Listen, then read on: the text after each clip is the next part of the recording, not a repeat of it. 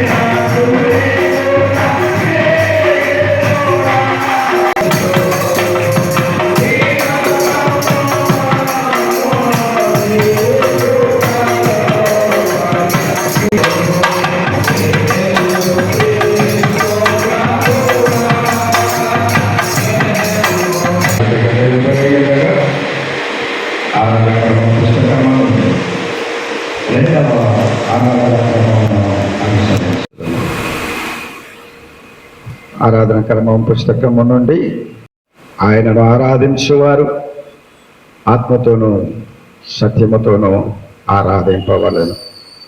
మన తండ్రి అయిన దేవుని నుండి ప్రభువైన యేసు క్రీస్తు నుండి కృపా సమాధానములు మీకు కలుగుగాక. ఇది యెహోవా ఏర్పాటు చేసిన దినము, దీని యందు మనము ఉత్సహించి సంతోషించెదము. ఓ ప్రభువా, మా పెదవులు తెరువుము, అప్పుడు మా నోరు నీ స్తుతిని ప్రచురపరచును. తండ్రికిని కుమారునికిని పరిశుద్ధాత్మకును మహిమ కలుగును గాక. అది ఇప్పుడును ఎల్లప్పుడూ నుండునట్లు యుగయుగములు కలుగును గాక. ఆమేన్. తండ్రివైన దేవా, నీ శక్తి వల్లను జ్ఞానము వల్లను సమస్తమును సృష్టించినందుకును నీ కుమారుడు రక్షకుడుగా ఇచ్చుట వలన లోకములతో ప్రేమించినావని రుజువుపరిచినందుకు నిన్ను స్తుతించుచున్నాను. కుమారమైన దేవా, మా అపరాధముల నిమిత్తము అప్పగింపబడిన నీవు తిరిగి లేచుట వల్ల మమ్మల్ని నీతిమంతులుగా చేయుటకు పాపము తప్ప అన్ని విషయములలో మావలే చేయబడినట్లుగా నిన్ను స్తుతించుచున్నాను. పరిశుద్ధాత్మమైన దేవా, సత్యమంతులోనికి నడిపించి మా హృదయంలో దేవుని ప్రేమను కుమరించినందుకై నిన్ను స్తుతించుచున్నాను. తండ్రి, కుమారుడు, పరిశుద్ధాత్మమైన దేవా, యుగ యుగములకు నీకే సమస్త స్తుతి మహిమ కలుగును గాక. ఆమేన్. పాపములు తెలుగు వార్తలలో విన్నాను. నేను లేచిన తండ్రి ఎదురు వెళ్ళి, తండ్రి, నేను పరలోకముగా నీ ఎదుటను పాపము చేసింది. ఇక మీద కుమారుని పిలుచుకున్నట్టు యోగ్యుడైన కాదు. మనము పాపములను మానమని చెప్పుకునేలా మనల్ని మనమే మోసపుచ్చుకున్నాము. మరి మనలో సత్యం ఉండదు. మన పాపములను మనము ఒప్పుకునేలా ఆయన మరిగిన వాడు నీతిమంతుడు కనుక మన పాపములను క్షమించి సమస్త నీతి నుండి మనలను పవిత్రులుగా చేయండి. దేవుని ఎదుట మన పాపములను వినయములో ఒప్పుకోవడం, అందరం కలిసి దిగువ ప్రార్థన చెప్పుట ద్వారా మన పాపములను దైవ సన్నిధిలో ఒప్పుకోవడము. సర్వశక్తియు మిక్కిలి కనికరములు తప్పిపోయిన హృదయమై మేము నీ మార్గములో తప్పిపోయింది. మా హృదయముల ఆలోచనలను ఆశలను మిక్కిలి అనుసరించి నీ పరిశుద్ధమైన ఆజ్ఞలను మేము చేయవలసినవి చేయడానికి చేసి మాలో క్షేమము ఏమీ లేదు. అయినను మా ప్రభువైన క్రీస్తు యేసు ద్వారా నీవు మనుషులకు తెలియజేసిన వాగ్దానముల ప్రకారం ఓ ప్రభువ పాపపీడితులమైన మమ్మను కలగలేదు. ఓ దేవ, తన భక్తులను ఒప్పుకోవడం వారిని కాదు, పశ్చాత్తాపడు వారిని తిరిగి చేర్చుకోవడం మరియు మిగిలి కనికరముల తండ్రి, నీ పరిశుద్ధ నామములకు మహిమ కలుగులాగా మేమిక భక్తి నీతి సుబుద్ధులతో జీవించులాగా ఆయన నిమిత్తము దయచేయుము. ఆమేన్. సర్వశక్తియు కనికరము గల దేవుడు మన సమస్త పాపములను క్షమించి వాటిని మన విడుదల చేసి మన వద్ద దిగుబడుకు తగిన సమయమును దయచేసి పరిశుద్ధాత్మ యొక్క కృపయు ఆదరణయు మనకు అనుగ్రహించును గాక. ఆమేన్. అందరం కూర్చుందాం. నుండి 9 వచనముల వరకు దేవుని వాక్యమును చదవగా విందాము. ఆత్మా నడుపు సత్యములోనికి పోడే, ఆత్మా నడుపు. ఆదికాండము 11వ అధ్యాయము 1వ వచనం నుంచి 9వ వచనములకు గల దేవుని వాక్యమును చదవగా విందాము. భూమి ఎందంతటా ఒక భాషయు ఒక పలుకును ఉండెను. వారు తూర్పున ప్రయాణమై పోచుండగా సీనారు దేశమందు ఒక మైదానము వారికి కనబడెను. అక్కడ వారు నివసించి, మనము ఇటుకలు చేసి బాగుగా కాల్చుదము రండని ఒకనితో ఒకడు మాట్లాడుకునేది. రాళ్లకు ప్రతిగా ఇటుకలను, అడుసుకు ప్రతిగా మట్టికీలును వారికి ఉండెను. మరియు వారు, మనము భూమి ఎందంతటా చెదరిపోకుండా ఒక పట్టణమును, ఆకాశమునంటూ శిఖరము గల ఒక గోపురమును కట్టుకుని పేరు సంపాదించుకుందాము రండని మాట్లాడుకొనగా, యెహోవా నరుల కుమారులు కట్టిన పట్టణమును గోపురమును చూడ దిగి వచ్చాను.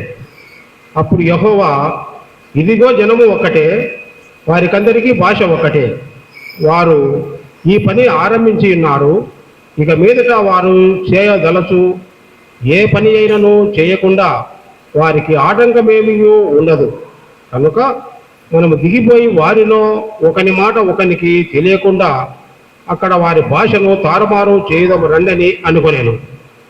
అలాగూ యెహోవా అక్కడ నుండి భూమి ఎందంతటా వారిని చెదరగొట్టెను కనుక వారు ఆ పట్టణమును కట్టుట మానేది. దానికి బాబేలు అను పేరు పెట్టింది. ఎందుకనగా అక్కడ యెహోవా భూజనులందరి భాషను తారుమారు చేసెను. అక్కడ నుండి యెహోవా భూమి ఎందంతటా వారిని చెదరగొట్టెను. ఇంతటితో పాఠం ఓ దేవా వందనము, ఓ దేవా వందనము, ఓ దేవా వందనము. కీర్తనల గ్రంథము 32వ సంకీర్తన. సంకీర్తన భాగముగా 32వ సంకీర్తన మొదటి నుండి ఉత్తర ప్రత్యుత్తర రీతిగా చదువుకుందాము. తన అతిక్రమములను పరిహారము నొందినవాడు, తన పాపములకు ప్రయాచితము నొందినవాడు ధన్యుడు. యెహోవా చేత నిర్దోషి అని ఎంచబడిన వాడు, ఆత్మలో కపటము లేనివాడు ధన్యుడు. నేను మౌనినై ఉండగా దినమంతయు నేను చేసిన నా ఆర్తధ్వని వలన నా ఎముకలు క్షీణించినవి. దివారథములు నీ చీచ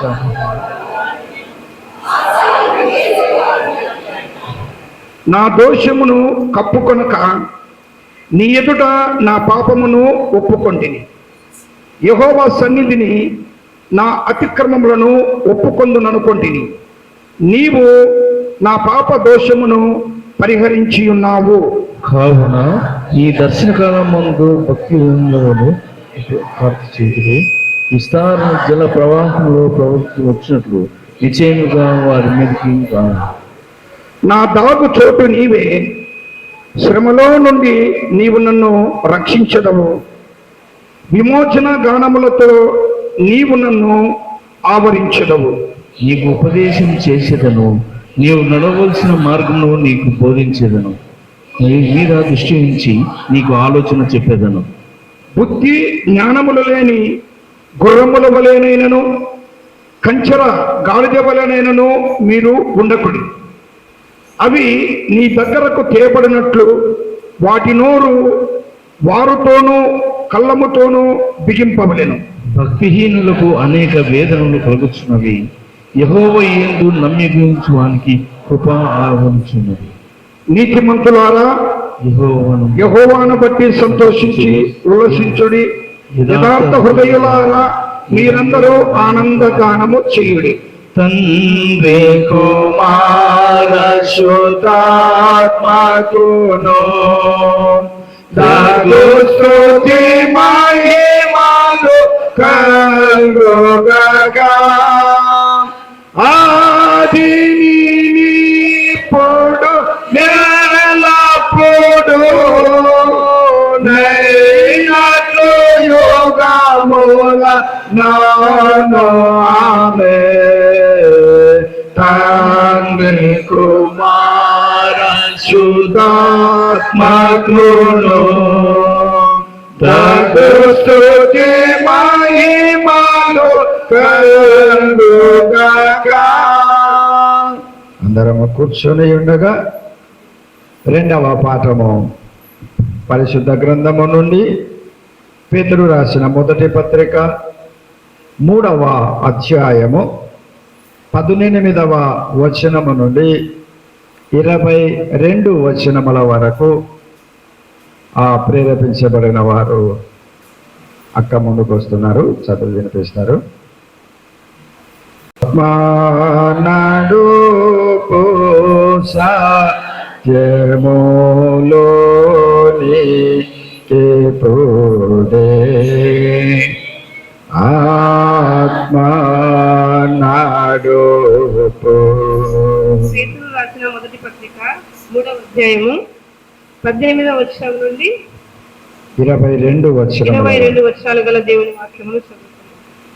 ఏలయనగా మనలను దేవుని యొద్దకు తెచ్చుటకు అనీతిమంతుల కొరకు నీతిమంతుడైన క్రీస్తు శరీర విషయంలో చంపబడి ఆత్మ విషయంలో బ్రతికింపబడి పాపముల విషయంలో ఒక్కడే శ్రమపడెను. దేవుని దీర్ఘశాంతము ఇంకా కనిపెట్టుచుండినప్పుడు పూర్వము నోవాహు దినములలో ఓడ సిద్ధపరచి వచ్చుండగా అవిధేయులైన వారి యొద్దకు అనగా చెరలో ఉన్న ఆత్మల యొద్దకు ఆయన ఆత్మరూపిగానే వెళ్ళి వారికి ప్రకటించెను. ఆ ఓడలో కొందరు అనగా 8 మంది నీటి ద్వారా రక్షణ పొందింది. దానికి సాదృశ్యమైన బాప్తిసము ఇప్పుడు మిమ్మల్ని రక్షించుతున్నది. అదేదనగా శరీర మాలిన్యము తీసివేయుటకు కాదు గాని యేసుక్రీస్తు పునరుద్ధాన మూలముగా దేని విషయము నిర్మలమైన మనస్సాక్షి ప్రత్యుత్తరమే. ఆయన పరలోకములకు వెళ్ళి దూతల మీదను అధికారుల మీదను శక్తుల మీదను అధికారము పొందినవాడై దేవుని కుడి పార్శ్వంలో ఉన్నాడు. ఇది దేవుని వాక్యం. ఓ దేవా వందనము, ఓ దేవా వందనము, ఓ దేవా వందనము. అందరము లేచి నిలబడి ఉండగా 3వ పాఠము, సువార్త పాఠము. పరిశుద్ధుడైన యోహాను రాసిన సువార్త 3వ అధ్యాయము 1 నుంచి 8 వచనములు ప్రసాద్ చదివి వినిపిస్తారు. పరిశుద్ధ గ్రంథం నుండి 3వ పాఠముగా యోహాను సువార్త 3వ అధ్యాయము 1 వచనం నుంచి 8 వచనము దేవుని వాక్యం చదువు. ఆత్మా నడుపు సత్యము లోనికి పోలే, ఆత్మా నడుపు. యోహాను సువార్త 3వ అధ్యాయము 1 వచనం నుంచి ప్రారంభం. యూదుల అధికారి అయిన నికోదేమును పరిచయుడొకడుండెను. అతడు రాత్రి యందు ఆయన యొద్దకు వచ్చి, బోధకుడా, నీవు దేవుని యొద్ద నుండి వచ్చిన బోధకుడవని మేమెరుగుదము. దేవుడు అతనికి తోడై ఉంటేనే గాని నీవు చేయుచున్న సూచక క్రియలను ఎవడనూ చేయలేడని ఆయనతో చెప్పెను. అందుకు యేసు అతనితో, ఒకడు క్రొత్తగా జన్మించితేనే గాని అతడు దేవుని రాజ్యమును చూడలేడని నీతో నిశ్చయముగా చెప్పుచున్నాను నేను. అందుకు నికోదేము, ముసలివాడైన మనుషుడు ఎలాగూ జన్మింపగలడు? 2వ మారు తల్లి గర్భమందు ప్రవేశించి జన్మింపగలడా అని ఆయనను అడగగా యేసు ఇట్లా నేను, ఒకడు నీటి మూలముగాను ఆత్మ మూలముగాను జన్మించితేనే గాని దేవుని రాజ్యంలో ప్రవేశింపలేడని నీతో నిశ్చయముగా చెప్పుచున్నాను. శరీర మూలముగా జన్మించినది శరీరమును, ఆత్మ మూలముగా జన్మించినది ఆత్మనై ఉన్నది. మీరు క్రొత్తగా జన్మింపవలనని నేను నీతో చెప్పినందుకు ఆశ్చర్యపడవద్దు. గాలి తనకిష్టమైన చోటను విసురును, నీవు దాని శబ్దము విందువే గాని అది ఎక్కడి నుండి వచ్చునో ఎక్కడికి పోవునో నీకు తెలియదు. ఆత్మ మూలముగా జన్మించిన ప్రతి వాడును అలాగే ఉన్నాడు. నేను ఇంతటితో ఈ పాఠం సార్. ఓ స్తోత్రములు, ఓ క్రీస్తు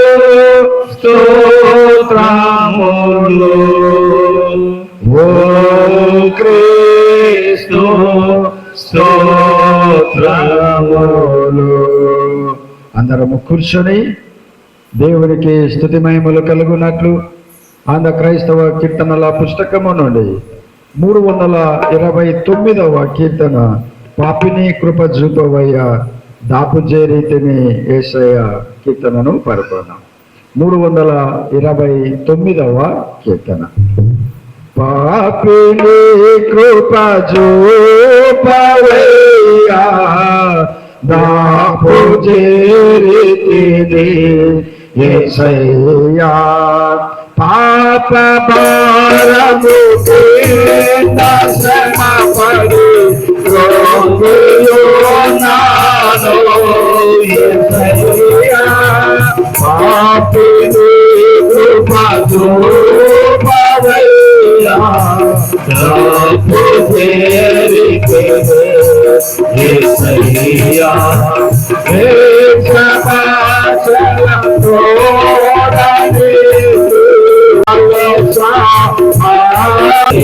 Yeah. పాపిని కృపా చూపవయ్యా తప్పు చేసితిని యేసయ్యా మాతుల సేయోమయ్యా నీతి సోయో యేసయ్యా నీతి మాతుల సేయోమయ్యా నీతి సోయో యేసయ్యా పాపిని కృపా చూపవయ్యా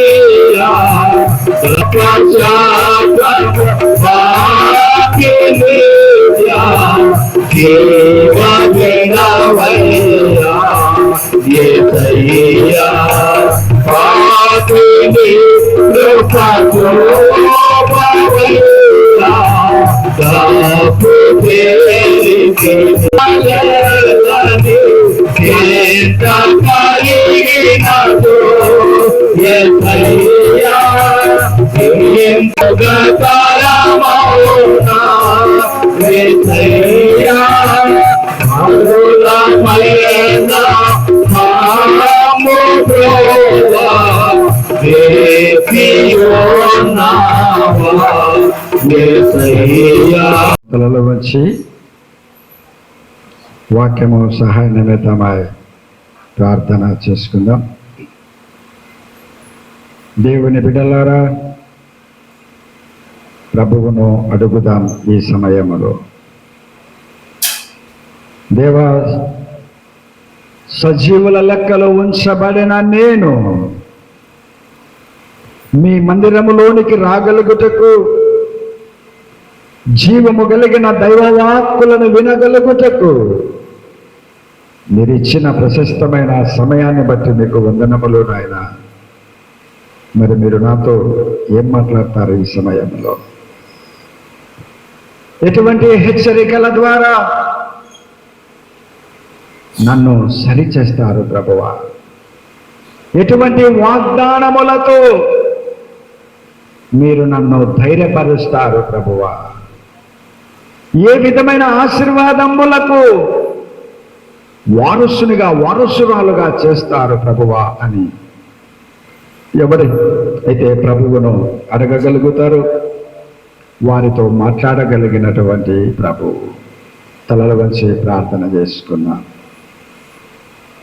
మహిమ స్వరూపుడవకు మా ప్రియ పరలోకపు తండ్రి, గొప్ప దేవా, సజీవము కలిగిన దైవ వాక్కుల సత్య అన్వేషణలో మేము ఈ సమయాన్ని గడపనై ఉండగా నన్ను నీ శిలువ చాటున మరుగుపరచి చేరవచ్చిన నీ ప్రియ బిడ్డలందరితో మీరు మాట్లాడి మాకందరికి వినగల చెవులను గ్రహించగలిగిన మనస్సును పుట్టించుమని యేసు పేరట అడిగి వేడుకొనుచున్నాము తండ్రి.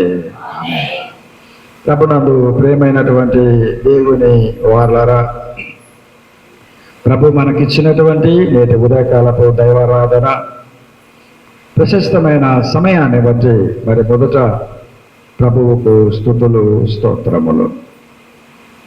మరి సంఘ ఆరాధనలో పాల్గొనినటువంటి మన సంఘ పెద్దలకును, చేరవచ్చిన పురుషులకును, స్త్రీలకును, యవనస్తులకును, ప్రతి ఒక్కరికి ప్రభు యేసుక్రీస్తు నామమును బట్టి వందనములు తెలపరుస్తూ ఉన్నాం. చదవబడినటువంటి లేఖన భాగములను ఆధారం చేసుకొని మన దక్షిణీయ క్రైస్తవ పంచాంగము ఆధారముగా నేటి మన ధ్యానాంశము బాప్తిస్మము. ఏంటంటే మన అంశము బాప్తిస్మం. ఈ బాప్తిస్మమునకు మరొక పేరు ఆపాదించారు మన యొక్క ఆల్మానిక్లో. ఏమంటూ ఉన్నారు? దివ్య స్నానము. దివ్య స్నానము ద్వారా క్రీస్తు తోడి గుర్తింపు నొందుట. ఇప్పుడు మనమందరము ఈ దైవారాధనలో పాల్గొనిన మనలో చాలా మందిమే బాప్తిసము పొందిన వారమే. దివ్య స్నానము ద్వారా క్రీస్తుతో ఒక గుర్తింపును పొందగలిగినటువంటి వారము. అందుకే మనలందరినీ కలిపి ఓ చక్కటి పేరుతో పిలువబడుతూ ఉన్నాం. ఏం పేరు? క్రైస్తవులము అని. అంటే క్రీస్తును కలిగిన వారము, లేక క్రీస్తుతో ఒక గుర్తింపును పొందిన వారము. క్రీస్తుతో ఒక గుర్తింపు దేని ద్వారా వచ్చింది మనకు? బాప్తిస్మము ద్వారా. ఎప్పుడైతే ఈ పరిశుద్ధ సంస్కార బాప్తిస్మములోనికి మనము ప్రవేశము చేశామో, ఆ బాప్తిస్మం మనకేమి ఇవ్వగలిగింది? క్రీస్తుతోడి గుర్తింపును ఇవ్వగలిగింది. అందుకే మనమందరం ఇప్పుడు క్రీస్తుతో గుర్తించబడిన వారము. ఆదిమ సంఘ ఆవిర్భావములో సంఘములోకి చేర్చబడుతున్నటువంటి వారు బాప్తిస్మ అనుభవములోకి అడుగులు వేయించిన తొలి దినాలలో ఆనాటి కాలపు చక్రవర్తి డయోక్లిషియన్ అనేటటువంటి చక్రవర్తి. డయోక్లిషియన్ అనే చక్రవర్తి సంఘ విస్తరణ గమనించిన తర్వాత ఆయనకు ఒక ఆలోచన వచ్చిందట. వీరందరూ బాప్తిసం అనే కార్యము ద్వారా క్రీస్తుతో ఒక గుర్తింపును కలిగి క్రీస్తు నుండి విడదీయరాని బంధం ఏర్పరచుకొనుచున్నారు. వీరిని ఏ విధముగానైనా శిక్షించి వీరితో ఉన్నటువంటి ఆ క్రీస్తును వేరుపరచాలి అనే ఒక ఆలోచన చేశారు. అందుకు ఈ డయోక్లిషియన్ అనేటటువంటి చక్రవర్తి ఆయన ఏం చేశాడంటే, ఏ బాప్తిసం అయితే వీరు పొంది క్రీస్తుతో గుర్తింపును పొందుచూ ఉన్నారో అలాంటి బాప్తిసమును హేళన చేయాలి.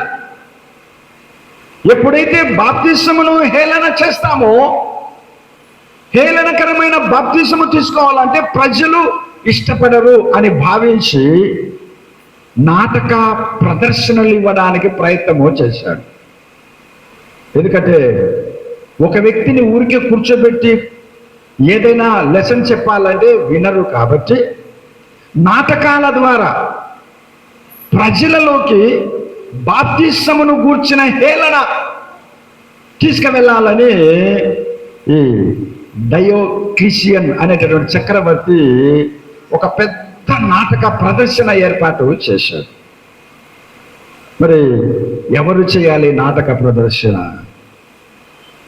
ఎవరైతే బాగుంటుంది, ఎవరు బాగా నాటకమును రక్తి కట్టించగలిగేటటువంటి వ్యక్తి, అందరినీ ఒక స్టడీ చేశాడు. ఆనాటి కాలంలో మంచి నటునిగా పేరు పొందినటువంటి జీనిషియస్ అనేటటువంటి వ్యక్తి ఈయన గనక నాటకములో పాల్గొన్నారంటే ప్రజలు చప్పట్లతో కేరింతలు కొట్టేటటువంటి వారన్న. అందుకే డయోక్లిషియన్ చక్రవర్తి ఈ జీనిషియస్ అనేటటువంటి వ్యక్తిని పిలిపించి, నీవు రేపు నాటక ప్రదర్శనలో బాప్తిసమును గూర్చి హేళన చేయాలి.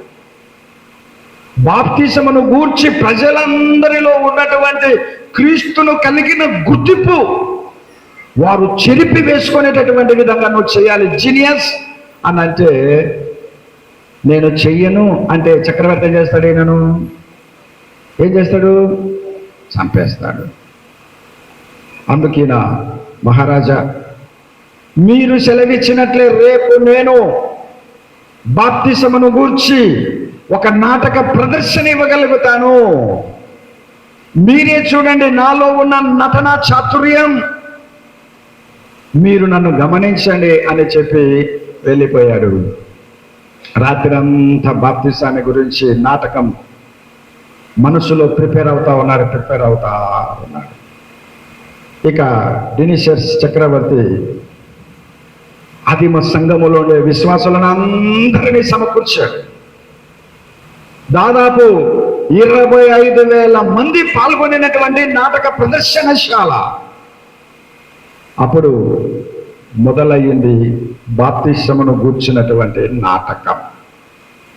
ఆ నాటకం వేయడానికి జీనియసెస్ వస్తూ ఉన్న సమయంలో ప్రజలందరూ చప్పట్లు కొడుతూ కేరింతలు వేస్తూ ఉన్నారట. ఎందుకంటే ఆ నాటకములో ఇతని యొక్క హావభావాలు, ఇతని యొక్క భాషా పదజాలం, ఇతని యొక్క నటన సమయ స్ఫూర్తి, ఇదంతా ప్రజలందరినీ ఆకట్టుకోగలిగినటువంటి ఒక సహజ నటునిగా పేరు ప్రఖ్యాతులు గావించాడు.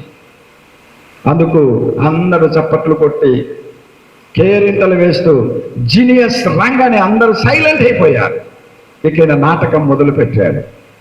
జీనియస్ చక్రవర్తి కూడా చక్కగా నాటకాన్ని తిలకించడానికి ఆనందభరితుడై, ఈ దినము నుంచి క్రీస్తు ఎవరి హృదయాలలో ఉన్నాడో వారందరూ క్రీస్తును చెరిపివేసుకుంటారు, క్రీస్తు తోడి గుర్తింపును పొందిన బాప్తిస్మము పట్ల హేళన పెంచుకుంటారు, అసహ్యము పెంచుకుంటారు అని చెప్పి ఆనంద పరవశుడై చూడగలుగుతా ఉన్నాడు. ఇంకా అప్పుడు జీనియస్ చక్రవర్తి నాటక ప్రదర్శన మొదలుపెట్టి ఒక పద్య రూపములో ఆయన ఏం చేశాడంటే, బాప్తిస్మము అన్నటువంటి దాని ద్వారా క్రీస్తు కృపను పొందుకోగలుగుతూ ఉన్నాము. బాప్తిస్మము అన్నటువంటిది అయోగ్యులమైన మనలను యోగ్యులనుగా చేయగలుగుతుంది. క్రీస్తు మరణము ద్వారా మనమందరము, ఆయన పునరుత్థానము ద్వారా మనమందరము క్రీస్తులోనికి బాప్తిసం పొందాం అని అనగానే జీనియస్ చక్రవర్తికి ఆశ్చర్యం వేసింది. వెంటనే ఆదేశాలు జారీ చేశాడు, వాడిని పట్టుకొని ఆ జీనియస్కు నేను చెప్పింది ఏంటి, అతను చేసిన నాటకం ఏంటి, అతడు పాడినటువంటి పద్యం ఏంటి, పట్టుకొని అని అనగానే బట్టలు పోయి జీనియస్ను పట్టుకొని రాగలిగారు. అక్కడే ఒక పెద్ద తొట్టి ఉంటే ఆ తొట్టిలో మసలి కాగినటువంటి నీటిని నింపారు. తొట్టి నిండా మల్ల మసలిపోతున్నటువంటి నీరు పోసి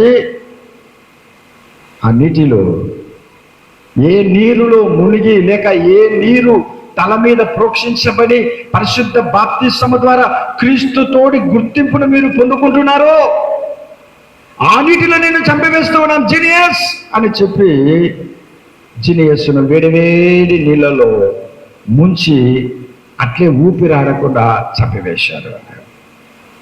అది చూసినటువంటి విశ్వాసులు పరిశుద్ధ బాప్తిస్మము ద్వారా క్రీస్తుతో గుర్తింపును పొందినటువంటి ఆనాటి విశ్వాసులు యేసే రక్షకుడు, యేసే రక్షకుడు, యేసే రక్షకుడు అని చెప్పి కేకలు వేయడం ఆనాటి బాప్తిసానికి ఉన్నటువంటి ఒక గుర్తింపును, ఒక దివ్య స్నానము ద్వారా వారు పొందుకున్నటువంటి గుర్తింపును ఇంకా ప్రపంచ నలుమూలలకు తీసుకొని వెళ్ళగలిగినటువంటి చరిత్ర బాప్తిస్మమునకు ఆదిమ సంఘములో ఇవ్వబడి ఉంది. అందుకే బాప్తిసం ఆషామాషిగా మన జీవితాలలో జరిగేటటువంటిది కాదు, తీసుకునేటటువంటిది కాదు. బాప్తిసం అంటే మన అంతరంగములో జరిగిన మార్పుకు బాహ్యమైన చిహ్నం. చిహ్నం అంటే గుర్తు. అంటే నీ అంతరంగములో ఏదైతే మార్పు జరిగిందో ఆ మార్పుకు గుర్తు ఏంటి? బాప్తిస్మము. అయ్యా నేను మార్పు చెందాను, ఇదో ఈ హృదయం అనే ఈ మనస్సు నిండా మురికి లేక పాపం ఇది అలుముకున్నప్పుడు దీని నుంచి నేను బయటపడడానికి, ఈ మనస్సును ఆవరించిన ఈ మాలిన్యమును తీసివేసుకోవడానికి నాలో జరిగిన అంతరంగిక మార్పుకు పరిశుద్ధ బాప్తిస్మము ఒక గుర్తు అని చెప్పి మనము పరిశుద్ధ బాప్తిస్మ కార్యక్రమములో పాలు పంచుకోబోతూ ఉన్నాం.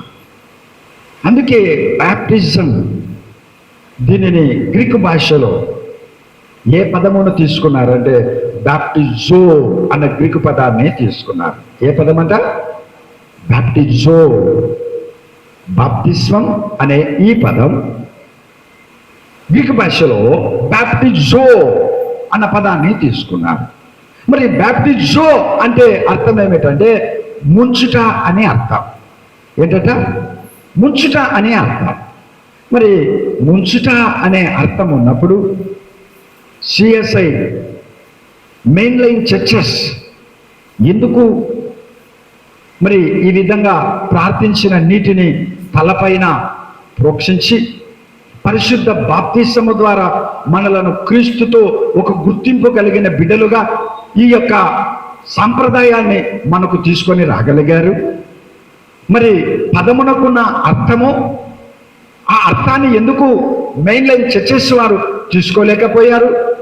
ఏంటి కారణం అనంటే బ్యాప్టిజో అన్నటువంటి గ్రీకు పదానికి ఆనాటి కాలములో గ్రీకులు ఏ విధమైన పద్ధతిలో ఈ పదమును వాడేవారంటే ఉతికిన బట్టలను రంగులో అద్ది పైకి తీయడము, దానిని ఏమని పిలిచేవారు? వారు బ్యాప్టిజో అని పిలిచేవారు. అంటే బట్టలను రంగులలో ముంచి బయటికి తీసినట్లయితే ఆ తెల్లని వస్త్రములు రంగులో ముంచబడిన తర్వాత అవి ఎట్లా మారిపోతాయి? రంగు వస్త్రములుగా మారిపోతాయి. ఒక 15 ఏళ్ల కిందట మనము కూడా వైట్ బనియన్ను ఎక్కడ ముంచేవాళ్ళము? నీళ్ళలో ఏమేసేవాళ్ళము? నీలకన్ను వేసి తర్వాత బనియన్ను ముంచి ఉతికిన తర్వాత మళ్ళీ పైకి, అనగా తెల్లని వస్త్రములు ఏవైతే ఉన్నాయో వాటిని నీళ్ళలో, అనగా నీలకన్ను వేసినటువంటి నీళ్ళల్లో ముంచి బయటికి తీసి ఆరేసేటటువంటి వాళ్ళ. అలాంటి విధానాన్ని వారు ఏమని పిలిచేవారు? గ్రీకులు ఏమని పిలిచేవాళ్ళు? బ్యాప్టిజో అని పిలిచేటటువంటి వారు. అందుకు ఈ పదానికి అర్థము ఆ విధంగా ఉన్నప్పగలిగినప్పుడు మెయిన్ లైన్ చర్చెస్లో ఉండేటటువంటి వారు ఏమన్నారు అని అంటే బాప్తిస్మమునకు మనిషికి ఉండవలసినటువంటిది విశ్వాసము. విశ్వాస సహితమైన జీవితముతో నీవు ఏ రకమైన బాప్తిస్మము తీసుకున్నప్పటికీ కూడా క్రీస్తుతోడి గుర్తింపును పొందగలుగుతావు. సరే, ఒక చిన్న ఉదాహరణ ఈ సమయంలో మనం జ్ఞాపకం చేసుకుందాం. మనకు ఎప్పుడైనా మోషన్స్ అన్నటువంటిది ఉన్నట్లయితే డాక్టర్ దగ్గరికి వెళ్తాం కదా. మరి మోషన్స్తో బాధపడే మనకు డాక్టర్ దగ్గరికి వెళితే ఆయన ఎంత ట్యాబ్లెట్ ఇస్తాడు? మోషన్స్ ట్యాబ్లెట్ అనగా విరేచనాల యొక్క ట్యాబ్లెట్ ఎంత ఉంటుంది? అది చాలా చిన్నదిగా ఉంటుంది. మరి 60-70 కేజీలు బరువు కలిగిన మనిషికి ఈ చిన్న ట్యాబ్లెట్ వేసుకుంటే మోషన్స్ తగ్గిపోతాయా అని ఒకవేళ ఆలోచన చేశాడు అనుకో మనిషి,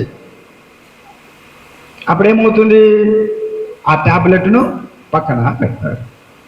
ఆ ట్యాబ్లెట్ పక్కన పెడితే మోషన్స్ ఎట్లా తగ్గుతాయి? అందుకు ఈ మనిషి ఏం చేస్తూ ఉన్నాడు? ఇంత శరీరము కలిగిన ఈ శరీరములోనికి ఈ చిన్న ట్యాబ్లెట్ వెళ్ళడము వలన ఇది మనిషి యొక్క మోషన్స్ను అరికడుతుంది.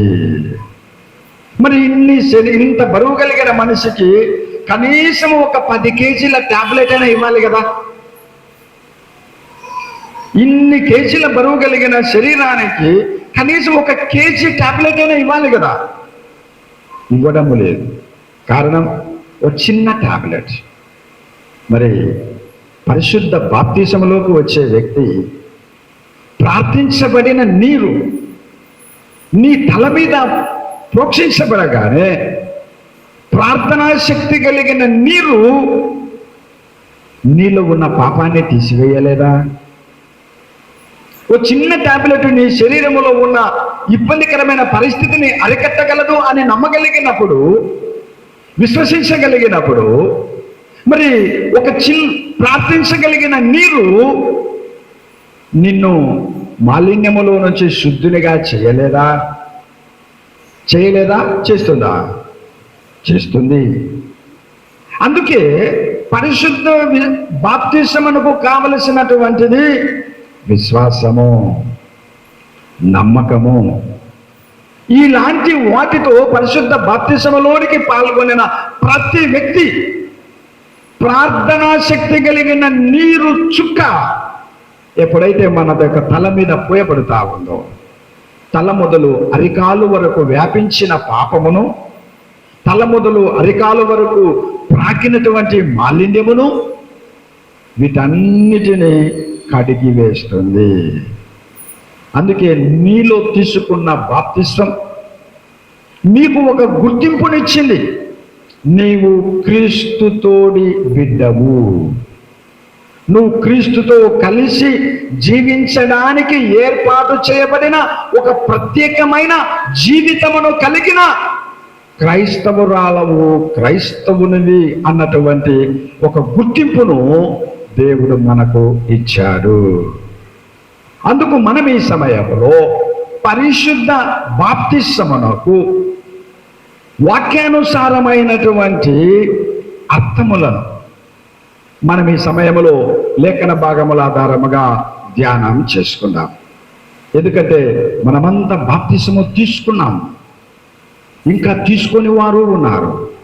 మరి తీసుకున్న వారు, తీసుకొని బడని వారు ఏ విధమైన బాప్తిసం యొక్క వాక్యమనే అర్థమును గ్రహించగలగాలో దానిని తెలుసుకోగలిగితే తీసుకున్న వ్యక్తికి దాని యొక్క ప్రత్యేకతను తెలుస్తుంది. తీసుకోబోయే వ్యక్తికి దానిలో ఉన్న పవిత్రీకరణ అర్థమయ్యేటటువంటి అవకాశము ఉన్నది. అందుకు పరిశుద్ధ బాప్తిసం అనేటటువంటి దీనికి వాక్యానుసారమైన అర్థములను మనము చూడగలిగితే, ఒకటి, క్రీస్తు ఆజ్ఞకు లోబడమే బాప్తిస్మము. ఎటట మొదటి వాక్యానుసారమైన అర్థము క్రీస్తు ఆజ్ఞకు లోబడడం. ఎందుకంటే ఎప్పుడైతే ఆ పరిశుద్ధ బాప్తిస్మమునకు నీ తల వంచి ప్రార్థించదగిన నీరు నీ మీద పోయబడుతూ ఉన్నప్పుడు నీలో లోబడేటటువంటి మనస్సు, లోబడగలిగేటటువంటి హృదయం నీలోకి ఎప్పుడైతే ప్రసరిస్తూ ఉందో అప్పుడు నువ్వు క్రీస్తుతో ఒక మంచి గుర్తింపును కలిగి ఉంటావు. దేవుని వాక్యమును మనము చూస్తే మార్కు సువార్త 16వ అధ్యాయం 16వ వచనం మనందరికీ తెలిసిన వాక్యం ఏమంటూ ఉంది? నమ్మి బాప్తిసము పొందినవాడు ఏమంటుంది వాక్యము? రక్షింపబడును, నమ్మని వానికి శిక్ష విధింపబడును. నమ్మి బాప్తిసము పొందినవాడు అన్నటువంటి దేవుని వాక్యం. అంటే నమ్మి అనంటే ఎవరు నమ్ముతారు? ఎలాంటి స్వభావము కలిగిన వారు నమ్ముతారు? లోబడే స్వభావము కలిగిన వారు మాత్రమే నమ్మగలుగుతారు. లోబడనొల్లని ప్రజలు. అందుకే చాలా మంది అంటూ ఉంటారు, అయ్యా ఇప్పుడైనా రక్షించబడు, ఇప్పటికైనా మార్పు చెందు అని అంటే, ఇంకా సమయం ఉందిలేండి, ఇంకా మాకు ఎంతో సమయం ఉంది, ఇప్పుడు ఏమి అంత అంటే దీన్ని బట్టి అతని యొక్క మనస్సు లోబడనొల్లని స్వభావం. ఒకసారి ఒక పిల్లవాడు తన తండ్రిని అడిగాడంట, నాన్న నా వయసులో ఉన్న వాళ్ళందరూ సండే స్కూల్కి వెళ్ళి బాగా పాటలు నేర్చుకుంటున్నారు నాయన, బాగా డ్యాన్సులు నేర్చుకుంటున్నారు నాయన, నేను పోతాను నాయన సండే స్కూల్కు, ఆ బడి చాలా బాగుంటుంది నాయన అంటే ఈ తండ్రి అన్నాడంట, ఎందుకురా నీకు ఇప్పుడు పెద్దవాని అయినాక పోదువులేరా, ఈ వయసులో నువ్వేం నేర్చుకుంటావురా, పెద్దవాని అయిన తర్వాత నేర్చుకుందువులే. పెద్దవాని అయిన తర్వాత ఆ యేసుతో నువ్వు గుర్తింపును పొందుకుందువు లేరా, ఇప్పుడు ఆ మేకల వెంబడిపోరా, గొర్రెల వెంబడిపోరా నాయన అని అన్నాడు. తండ్రి మాటకు తల వంచాలి కదా, తండ్రి మాటకు లోబడాలి కదా అని చిన్న చిన్న పిల్లలను తీసుకొని పోయి మేపుకొని ఇంటికి తిరిగి వచ్చాడట. వచ్చిన తర్వాత తండ్రి అన్నాడట, రే ఒక చిన్న పిల్ల రాలేదు కదరా, ఎక్కడ వదిలిపెట్టావురా దాన్ని అని అంటే, అప్పుడు ఈ పిల్లవాడు అన్నాడంట, నాయనా పెద్దదైనాక వస్తుందిలే నాయనా, ఇప్పుడేం తొందర ఏమైనా దానికి, అది కూడా పెద్దదైన తర్వాత వస్తుందిలే నాయనా, ఏమంతా నువ్వు కంగారు పడతావు అంటేనే, రేపు ఆదివారం నువ్వు సండే స్కూల్కి పోరా అన్నాడు. రేపు ఆదివారం నువ్వు సండే స్కూల్కి పోరా, పాటలు నేర్చుకోరా నాయన, కావాలంటే మీ అమ్మ పోతుంది లేరా గొర్రెలకు మేకలకు. అదే దేవుని వాక్యం అంటుంది, దేవుని బిడ్డలారా లోబడడం, దేవుని ఆజ్ఞకు లోబడేటటువంటి మనస్తత్వము ఉండగలగడమే క్రీస్తుతోడి నీకు ఒక గుర్తింపు. మనకు తెలిసిన వాక్యం ధ్యానం చేద్దాం. లూకాసు వార్త 19వ అధ్యాయము 5వ వచనం 3వ లైన్లో జక్కయ్యతో ప్రభు మాట్లాడుతూ ఉన్నాడు. లూకాసు వార్త 19వ అధ్యాయం 5వ వచనం 3వ లైన్. జక్కయ్యతో ఏమంటున్నాడు, జక్కయ్య నేను నీ ఇంట ఏమంటున్నాడు, ఉండవలసి ఉన్నది. మరి జక్కయ్యకు బాప్తిస్మ అనుభవం ఉందా? లేదు. ఎందుకంటే అందరూ జక్కయ్యకు ఎలాంటి పేరు పెట్టారు, ఇతడు పాపి, ఇతడు అన్యాయస్తుడు, ఇతడు అక్రమ ధనార్జన కలిగినటువంటి వ్యక్తి. ఇంటికి ఒక రకమైన పన్ను వస్తే 2 విధముల పన్నులు రాసి విస్తారంగా సంపాదించినటువంటి పాపి అయిన జక్కయ్య. మరి ఇలాంటి వ్యక్తి దగ్గరికి యేసు వెళ్ళడం ప్రజలందరినీ ఆశ్చర్యపరిచింది. అయితే ప్రభు అన్నాడు, జక్కయ్య నేడు నేను నీ ఇంట ఉండవలసినది అని చెప్పంగానే జక్కయ్య మేడు చెట్టెక్కిన వాడు ఏం చేస్తూ ఉన్నాడు, త్వరగా దిగిపోతూ ఉన్నాడన్న. మనము కూడా ఎక్కడో ఉంటాం, లోబడనొల్లని స్వభావము ఊహాలోకములో ఉంటుంది. ఆ ఊహాలోకములో ఉన్న స్వభావములో నుంచి దిగగలగాలి. చెట్టు దిగడం ఈజీ, కానీ మనిషి అహంకారం అనే చెట్టు నుంచి, దుర్మార్గం అనే చెట్టు నుంచి దిగడం అంటే మనిషికి చాలా అసాధ్యమైనటువంటిది. అందుకు ప్రభువు జక్కయ్యను చూడంగానే ఏమంటున్నాడే, జక్కయ్య నువ్వు త్వరగా దిగు అంటే నీ మనసులో ఉన్న అక్రమార్జన నుంచి, నీ మనసులో గూడు కట్టుకున్న పాపపు స్థితి నుంచి, నీ ఇంటిలో పేర్చుకున్న పాప జీవితము నుంచి నువ్వు జక్కయ్య ఏం చేయాలి, జక్కయ్య త్వరగా దిగాలి అనగా యేసు మాటకు జక్కయ్య ఇప్పుడు ఏం చేస్తూ ఉన్నాడు, మరి ఏం చేశాడు, లోబడ్డాడు. నువ్వు త్వరగా దిగు అనగానే దిగాడా, లేక చెట్టు మీదనే ఉండిపోయాడా? ఏం చేశాడు, దిగాడు. అనగా యేసు ఆజ్ఞకు ఏమవుతా ఉన్నాడు, లోబడ్డాడు. ఎప్పుడైతే ఆజ్ఞకు లోబడ్డాడో అప్పుడు వెంటనే ప్రభువు అంటున్నాడు, నేడు ఈ ఇంటికి ఏమొచ్చింది, రక్షణ వచ్చి ఉన్నది. అంటే క్రీస్తుతో ఒక గుర్తింపు జక్కయ్య కుటుంబానికి రాగలిగింది. అంతవరకు సమాజంలో ఉన్న చెడుతో కలిగిన గుర్తింపు, సమాజంలో ఉన్న మోసముతో కూడిన గుర్తింపు, అన్యాయముతో కూడిన గుర్తింపు కలిగిన జక్కయ్య ఇప్పుడు ఎవరితో గుర్తింపు పొందుతా ఉన్నాడు, యేసుతో. అందుకే పరిశుద్ధ బాప్తిస్మలోకి వచ్చినటువంటి మనకు ఒక గుర్తింపు. ఏంటి ఆ గుర్తింపు అంటే యేసు ఆజ్ఞకు లోబడడమే.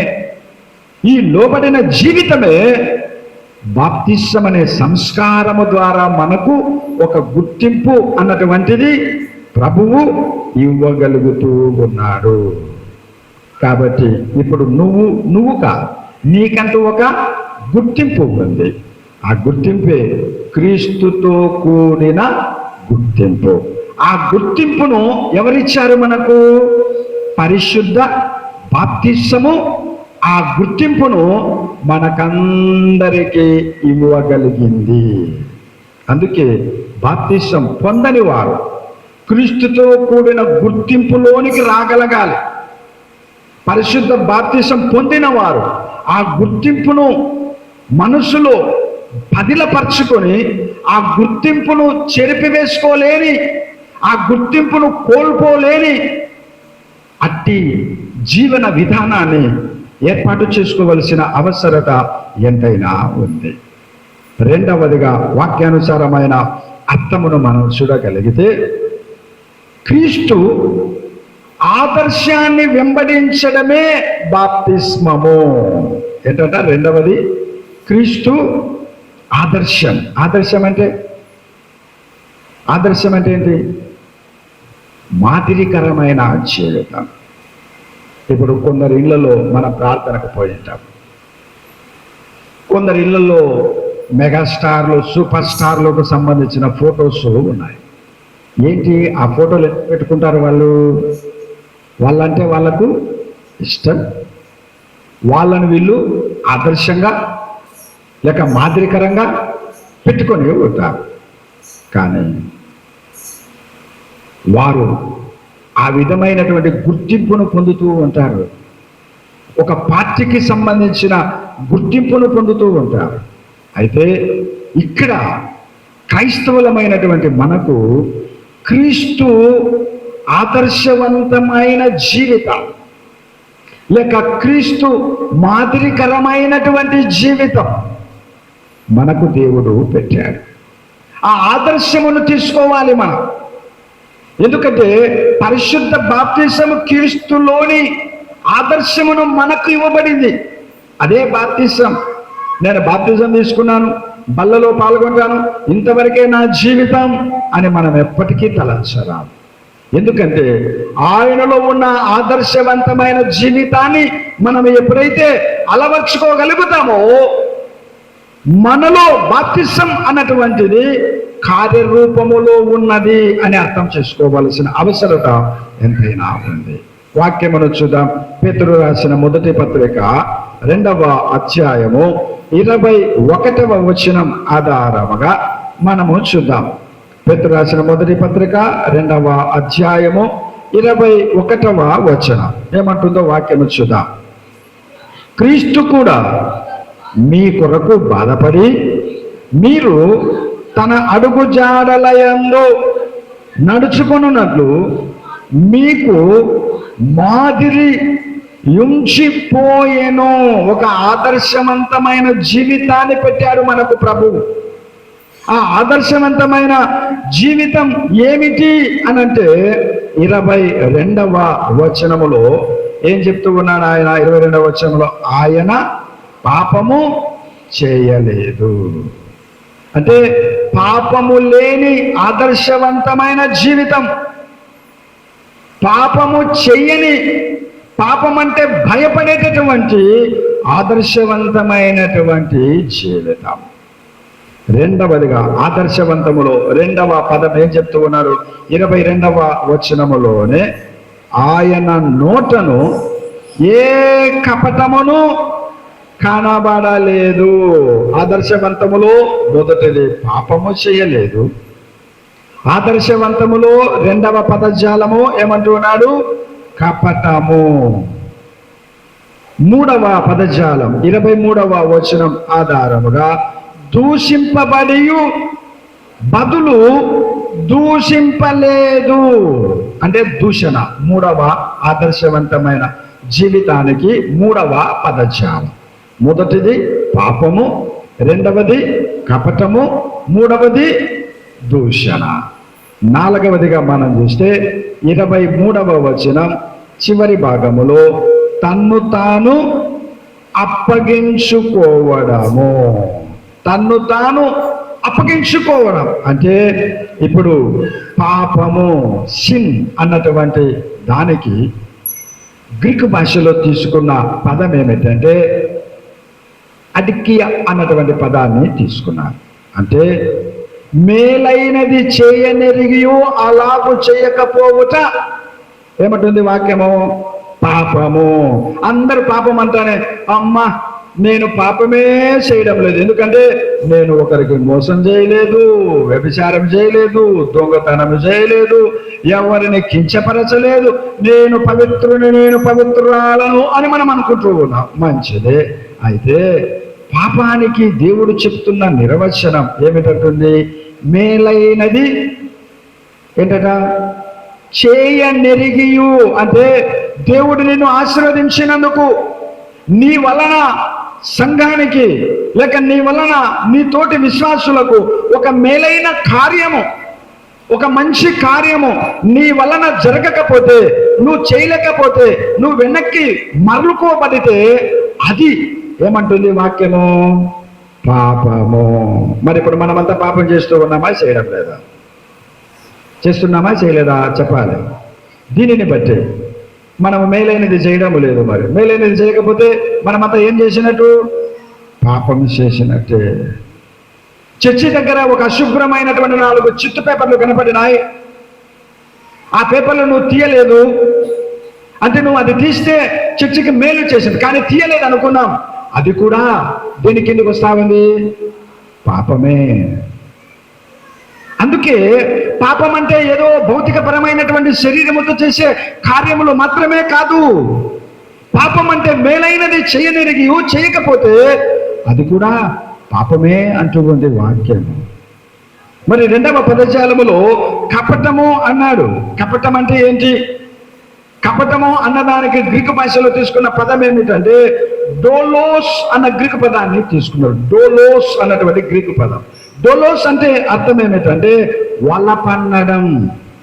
ఇప్పుడు చేపలు పట్టడానికి వెళ్ళిన వారు ఏం తీసుకుపోతారు? గాలం వేయరు. జీవిగా నడుస్తూ ఉన్న చేపను పట్టుకోవాలంటే దానికి తెలియకుండానే గాలం వేసి, గాలము ద్వారా నీళ్ళలో బ్రతుకుచున్న చేపను బయటికి తీసి ఎండకు వేసి చంపేటటువంటి విధానం. అలాంటి వలపన్నే పరిస్థితులు. అందుకే యేసుక్రీస్తు ఏం చేస్తూ ఉన్నాడంటే పరిశుద్ధ బాప్తిస్మము అంటే మార్గదర్శకమైనటువంటి జీవితం, లేక ఆదర్శవంతమైన జీవితం, మాదిరికరమైనటువంటి జీవితమును కొనసాగించుకోవడమే. అందుకే ప్రేమైనటువంటి దేవుని వారలారా, ఆదర్శవంతమైన జీవితం జీవించడానికి ప్రయత్నము చేయాలి. ఒకసారి ఒక మామిడి తోటలో ఒక పిల్లవాడు మామిడికాయలు కొట్టుకుంటూ ఉన్నాడు. కొట్టుకుంటూ ఉంటే మామిడికాయల తోట యజమాని చూసి పరిగెత్తుకుంటా వచ్చి చెట్టు మీద ఉన్న పిల్లవాడిని కిందికి దించి వాడిని చేయి పట్టుకొని దండిస్తూ ఉన్నాడట.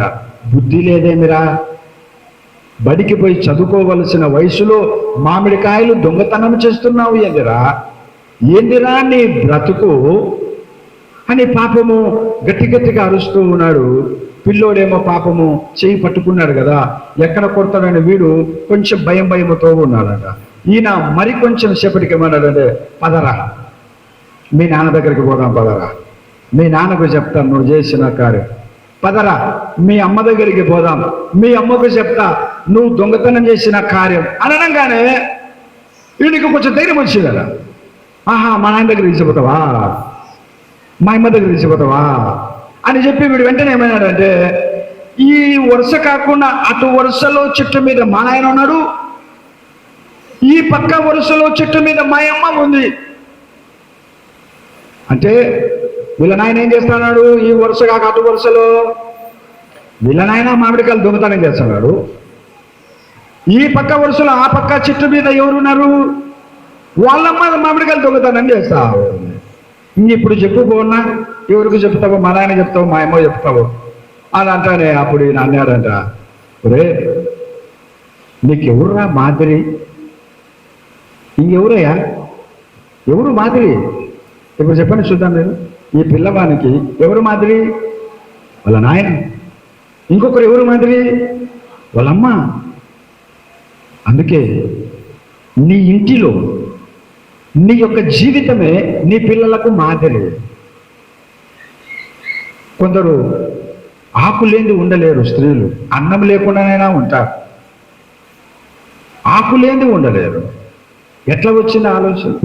వాక్యానుసారమైనటువంటి అర్థమును మనము చూడగలిగితే క్రీస్తు శరీరముతో సహవాసం చేయడము.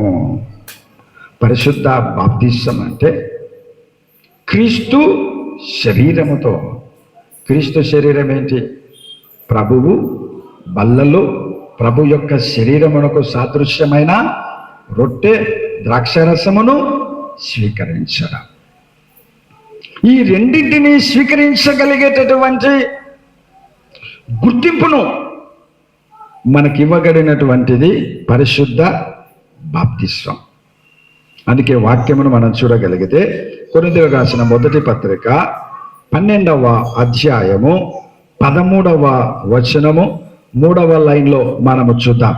కొరింథీయులకు రాసిన మొదటి పత్రిక 12వ అధ్యాయం 13వ వచనం 3వ లైన్ మనము చూడగలిగితే ఏమంటూ ఉన్నాడు? ఒక్క శరీరములోనికి ఒక్క ఆత్మ యందే బాప్తిసము పొందితిమి, మనమందరము ఒక్క ఆత్మను పానము చేసిన వారమైతిమి. ఒక్క ఆత్మ యందే, ఒక్క శరీరమునందే. అందుకే బాప్తిసమును గూర్చిన విభిన్న అభిప్రాయ భేదాలు సంఘాలలో ఉంటాయి.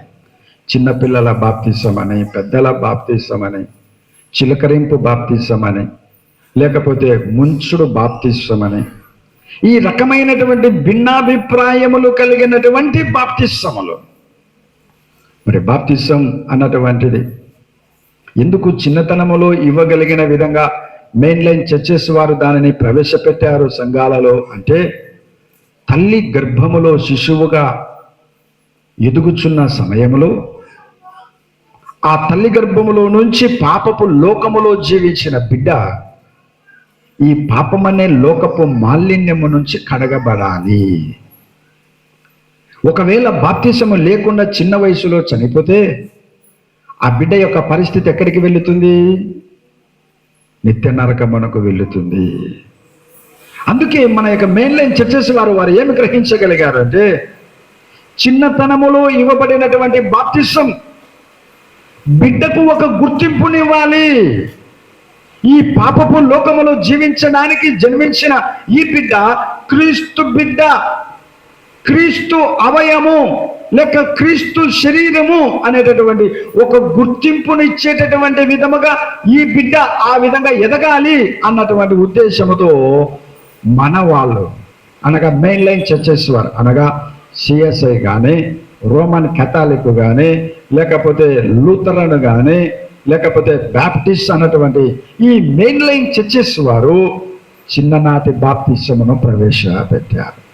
చిన్ననాటి బాప్తిసము తదుపరి 18 సంవత్సరములు నిండినటువంటి వ్యక్తి ఏ రీతిగా లోకములో భారతదేశానికి పౌరునిగా ఓటు హక్కును సంపాదించుకోగలుగుతాడో అదే విధముగా క్రీస్తుతో సంపూర్ణమైన గుర్తింపు ఉండడము కోసమే నిర్ధారణ అంటే తన్ను తాను నిర్ధారించుకొని నేను ఇక పరిశుద్ధ బాప్తిసము ద్వారా 18 సంవత్సరములు బ్రతికిన నేను ఇక మీదట క్రీస్తు తోడి బిడ్డను, ఆయన శరీరముతో సహవాసము చేయగలిగిన కుమారుని కుమార్తెను అని చాటించుకోవడము కోసమే నిర్ధారణ కార్యక్రమము ద్వారా మనము పరిశుద్ధ సహవాసములోకి ఆహ్వానించబడుతూ ఉంటాం.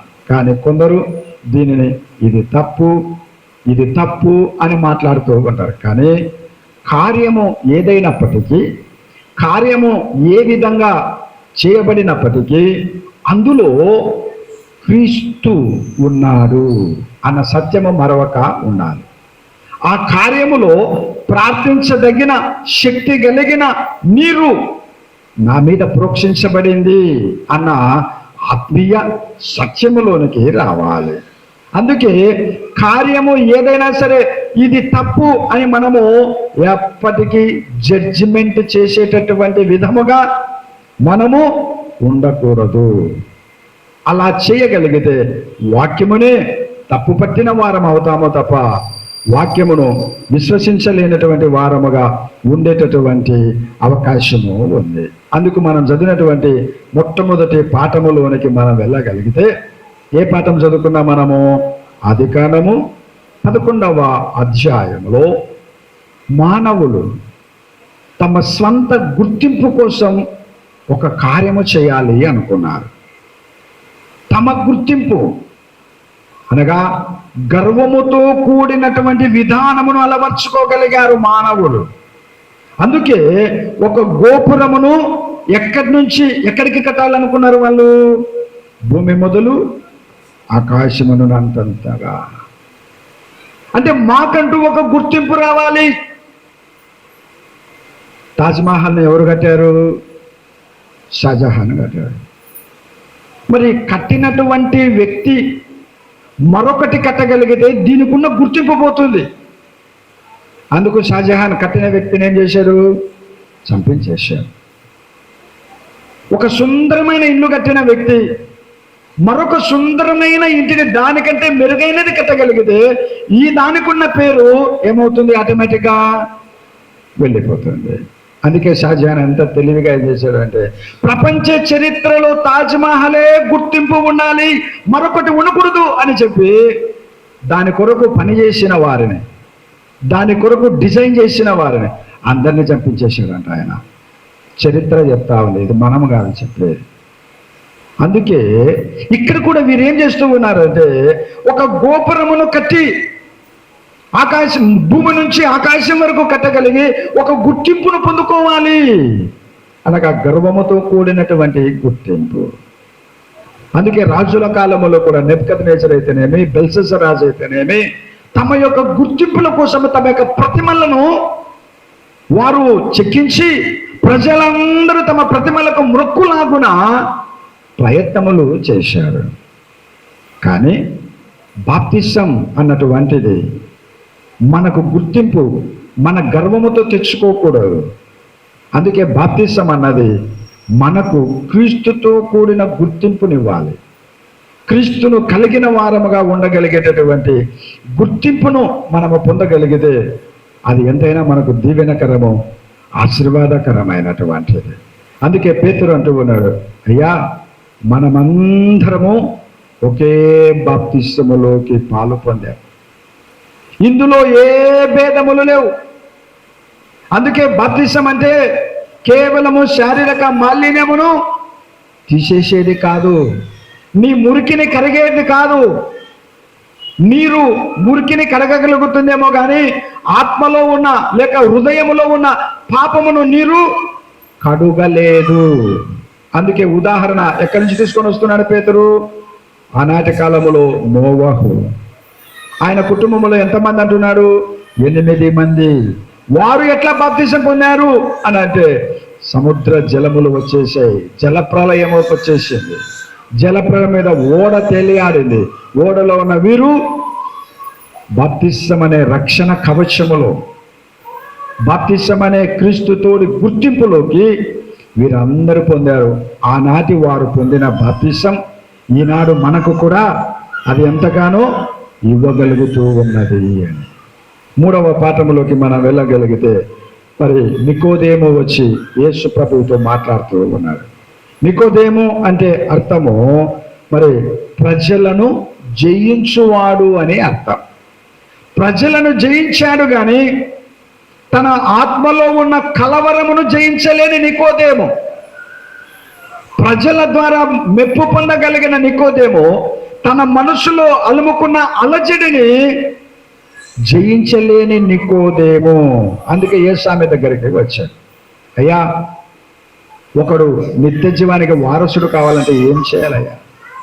నువ్వైతే మంచి మంచి విషయాలే చెప్తూ ఉన్నావు, మరి ఏం చేయాలి అని అంటే ప్రభు ఏమన్నాడు, ఒకడు నీటి మూలముగాను ఆత్మ మూలముగాను జన్మించాడు. ఆయన ఎట్లా పుడతాడయ్యా? నీటి మూలముగా ఆత్మ మూలము.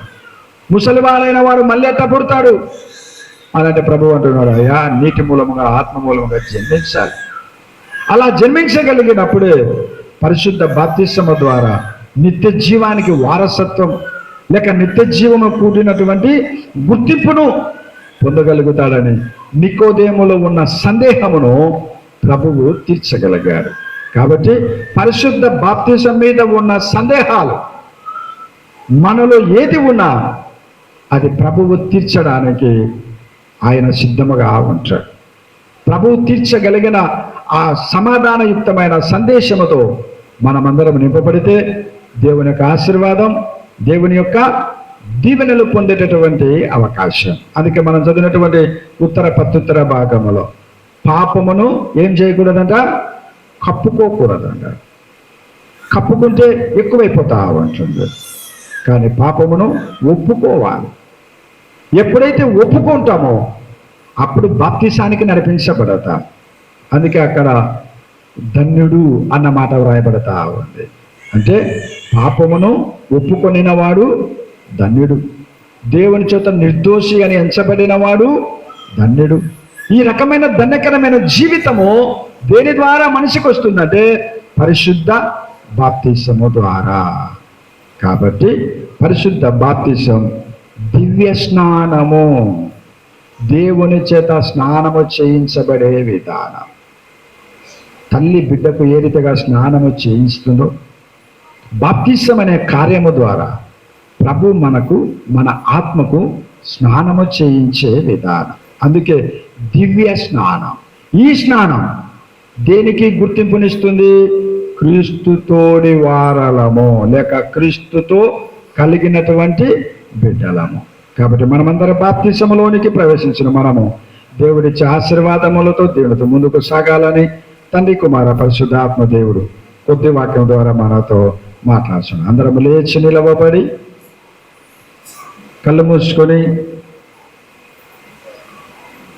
వచ్చిన ప్రార్థన చేసుకుందాం. అందరం లేచి నిలబడదాం, కళ్ళు మూసుకొని చక్కగా మరి దేవుని వాక్యమును విన్నటువంటి మనం ప్రభు యొక్క కృపకు పాత్రులముగా దేవుని అడుగుదాం. దేవా, పరిశుద్ధ బాప్తిసము ద్వారా నీ తోటి గుర్తింపును నువ్వు మాకు ఇచ్చావు కదా ప్రభువా, ఆ గుర్తింపుతో మా జీవితాలు కొనసాగాలి. అలాంటి బాప్తిస కార్యం నాలో కూడా జరిగించు ప్రభువా అని క్లాప్స్ కొడుతూ, ఓ పావుర రూపమా పరిశుద్ధాత్మ మాపై దిగిరావా పాట ద్వారా ప్రభువును మహిమపరచుదాం. దేవుని బిడ్డలారా, పల్లవి ఒక 3 చరణాలు మాత్రమే పాడుకుందాం. ప్రభు యొక్క కృపకు మనమందరము పాత్రులమై యోర్దాను నదిలో యేసే తలపై వ్రాలిన ఆ పరిశుద్ధాత్మ మనపై కూడా వ్రాలగలగాలి. అందుకే పరిశుద్ధ బాప్తిస కార్యము ద్వారా మనకి ఇవ్వబడిన గుర్తింపును జ్ఞాపకం చేసుకోవచ్చు. చిన్న ప్రార్థన చేసుకుందాం. ప్రార్థన తదుపరి ప్రభువును మహిమపరచగలిగేటటువంటి విధముగా మనమందరము ఆరాధనలో పాలు పంచుకుందాం. మొదట అందరూ చిన్న ప్రార్థన చేసుకోండి. మనస్సులో ఒక ప్రార్థన, ప్రభువా, పరిశుద్ధ బాప్తిస కార్యము నాలో జరిగింది నాయన, నీ ఆజ్ఞకు లోబడేటటువంటి విధముగా ఆదర్శవంతమైన జీవితములోకి నేను రాబడగలిగేటటువంటి విధముగా మీ క్రీస్తు శరీరములో సహవాసము చేయబడేటటువంటి వారముగా ఉండగలిగే విధంగా మీరు నన్ను నడిపించండి నాయన అని ఎప్పుడైతే మనం ప్రార్థన చేసుకుంటామో అప్పుడే దైవాశిష్యులు. ఏ ఒక్కరు కళ్ళు తెరిచి చూడవద్దు. ప్రతి ఒక్కరూ ఒక చిన్న ప్రార్థన ప్రతి ఒక్కరూ చేసుకోవాలి. ఓ పావుర రూపమా పరిశుద్ధాత్మా నాపై దిగిరావా, ఓ పావుర రూపమా, ఓ పావుర రూపమా పరిశుద్ధాత్మా.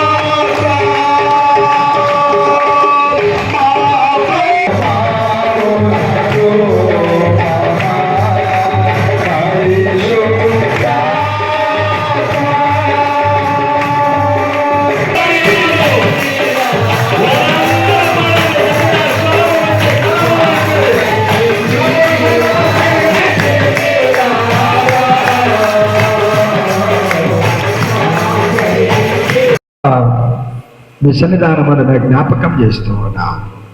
ఎవరి హృదయాంతరంగము ఏ విధమైన సమస్యతో వెలువెలలాడుతా ఉన్నదో ప్రభువా, ఏ విధమైన రోగముతో బాధపడుచు ఉన్నారో ప్రభువా, శరీరములో ఉన్న ప్రతి అలసటను ప్రభువా యేసు నామమున తండ్రి మీ ఆత్మ వారిని ఆవరించున్నట్లుగా, స్వస్థత చేకూర్చున్నట్లుగా, దివ్య స్నానం అనే పవిత్ర గుర్తింపును పొందగలిగేటటువంటి విధముగా నడిపించుమని ప్రార్థన చేస్తూ ఉన్నాము నాయన.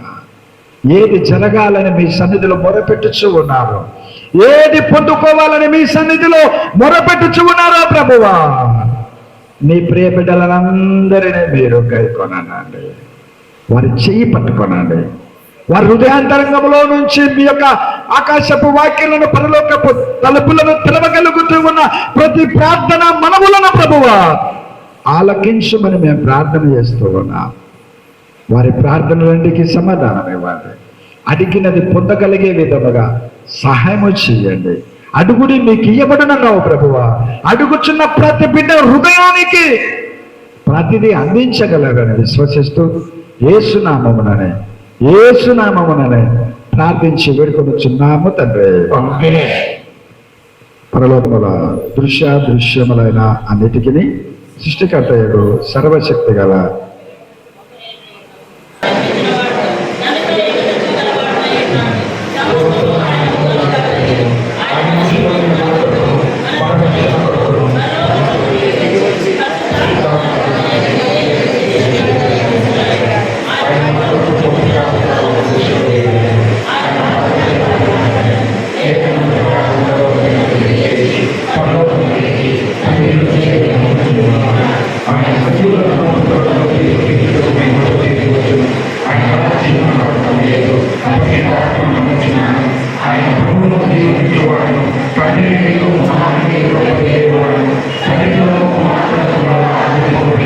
రాబోయే జీవం కొరకును ఎదురు చూస్తున్నాను.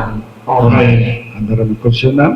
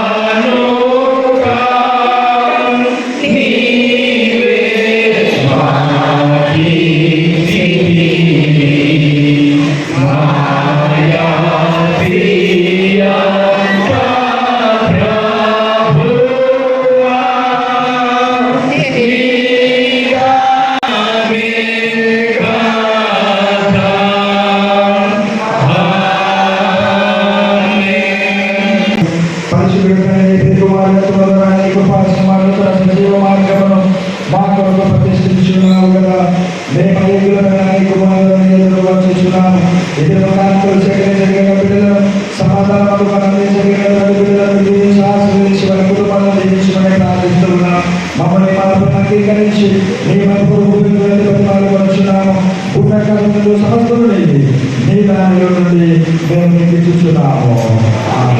పరిశుద్ధాత్మని సహవాసం చేయమనందరికీ ప్రభు సదాకాలం నడిపించిన గాక.